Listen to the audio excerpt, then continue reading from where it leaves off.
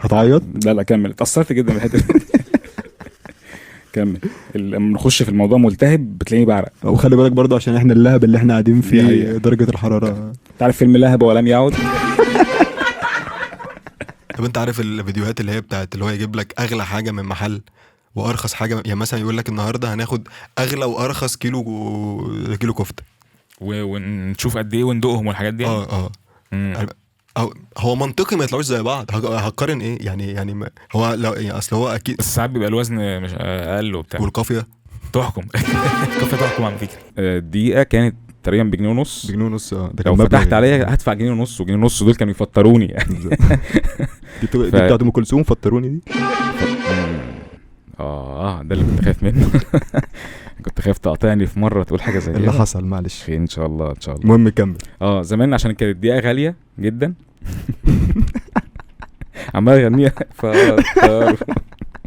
حد مثلا اتعصب جدا في الماتشات، يعني يقعد يصرخ ويزعق على اي حد يضيع اي كوره. لما قلت لك يضيع الكوره، ايوه لا يا عم بقى ملعب وحش.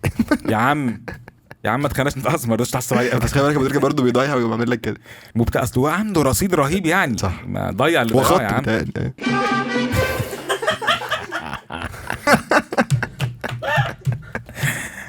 والمصحف حلو جميل خطير. حبيبي ما شاء الله عليك والله، ما شاء الله. حبيبي والله العظيم. والآن يلا مع فقرة الثعلب.